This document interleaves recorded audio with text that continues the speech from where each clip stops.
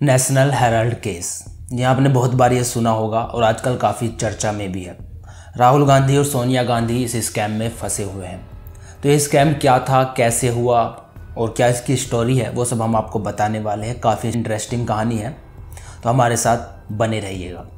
तो दोस्तों, जो नेशनल हेराल्ड थी ये फाउंड की थी नेहरू ने। जी हाँ, फाउंडिंग मेंबर थे और इसमें जो सबसे बड़ा स्टॉक होल्डर था वो थे AJL, एसोसिएटेड जर्नल्स लिमिटेड, यानी कि एक पब्लिक एंटिटी थी और इनमें सबसे बड़ा स्टॉक रखते थे AJL।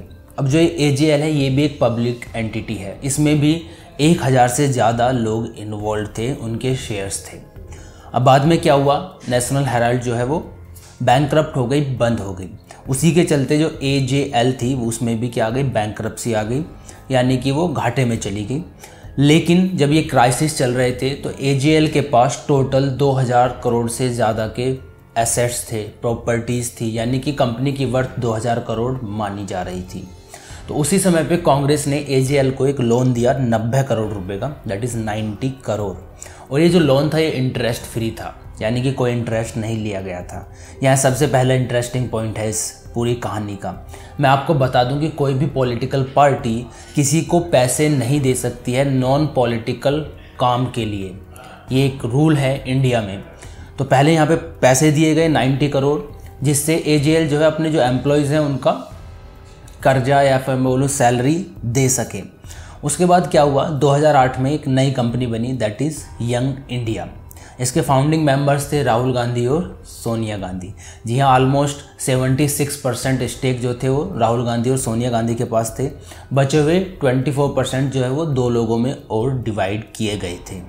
अब जो ये यंग इंडिया कंपनी बनी थी, इसके जो डायरेक्टर थे वो थे मोतीलाल वोहरा। इंटरेस्टिंग बात यह है कि जो AJL के डायरेक्टर थे वो भी मोतीलाल वोहरा थे।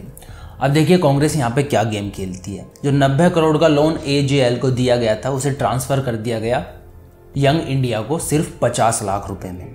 जी हाँ, कांग्रेस ने अपना जो लोन था वो यंग इंडिया को ट्रांसफ़र कर दिया 50 लाख रुपए में। तो यंग इंडिया के डायरेक्टर मोतीलाल वोहरा ने AJL के डायरेक्टर मोतीलाल वोहरा को कन्विंस किया कि आप कंपनी का लोन उनकी इक्विटी के थ्रू चुका दीजिए, यानी कि जो कंपनी की वर्थ है उसे ट्रांसफ़र कर दीजिए यंग इंडिया के नाम।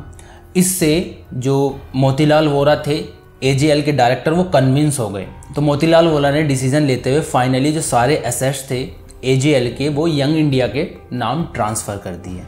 जी हाँ, सिर्फ 50 लाख के लोन के नाम पे 2000 करोड़ से ज़्यादा की प्रॉपर्टी यंग इंडिया के नाम ट्रांसफ़र हो गई, और वो प्रॉपर्टी जिसमें 1000 से ज़्यादा लोग और भी इन्वॉल्व थे जिनके शेयर्स थे कंपनी में।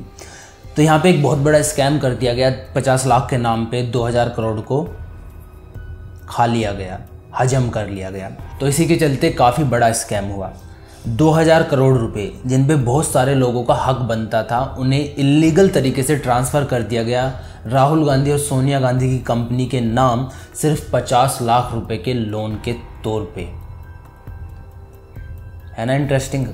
तो फाइनली दिल्ली हाईकोर्ट ने एडमिट कर लिया है कि ये जो पूरा ट्रांसफ़र था AJL से यंग इंडिया के नाम, शेयर्स का ट्रांसफ़र, इसमें गड़बड़ हुई है, घोटाला हुआ है, इरेगुलर तरीके से किया गया है, ऑफिशियल इसमें कुछ नहीं था।